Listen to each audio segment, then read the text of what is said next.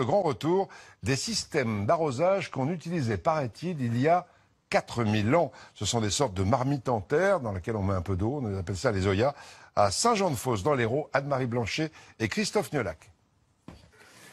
Sur les hauts de la colline de Costebelle, le jardin d'André Martin resplendit malgré la sécheresse. Son secret, les Oyas. Et il y a l'Oya au pied, évidemment, sinon, pratiquement, il n'y aurait pas de fleurs. Voici l'Oya, une jarre en argile, enfouie dans le sol jusqu'au ras du col. On la remplit d'eau avant de l'obturer avec un couvercle. Le paillage, ça c'est capital, hein, pour conserver l'humidité.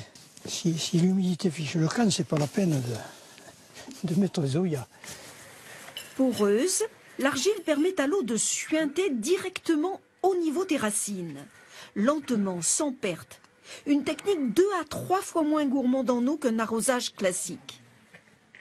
Quand je vois une plante qui souffre, j'y mets un Oya, ou deux, suivant le cas. Avec les goutteurs, on divise par 2 la consommation, et avec les Oyas, on divise encore par 2. C'est énorme. Et surtout, ça a stoppé la mort du palmier. Un palmier qui mourait de soif, comme en témoigne encore la pointe des palmes. 130, 150 Oyas, André Martin ne les compte même plus. Il se les fait envoyer par une petite entreprise de Saint-Jean-de-Fosse, dans l'Hérault. La seule en France, voire en Europe, à fabriquer ces produits.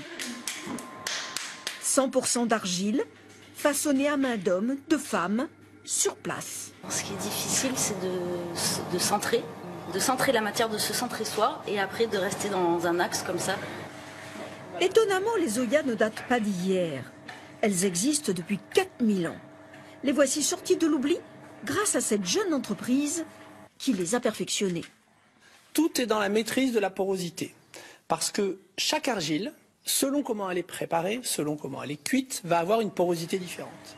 Et donc une efficacité différente. On a la 10 litres principalement pour les potagers. Elle a une surface d'irrigation d'1 mètre carré environ. On a la 5 litres qu'on va utiliser principalement pour les grands massifs fleuris et le lancement des arbustes. La 1,5 litre qui va partir plutôt dans les grands pots et pour les agrumes par exemple. Et la 0,3 litres qui va très bien pour les balconnières et les jardinières.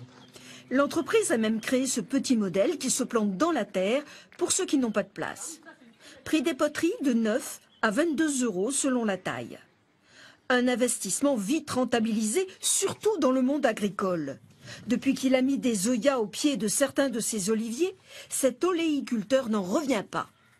Si j'ai pas d'eau au printemps, bah là c'est carrément de pas de récolte du tout à une récolte, la différence. Tous les arbres ici, c'est la même variété, plantée le même jour, et voilà.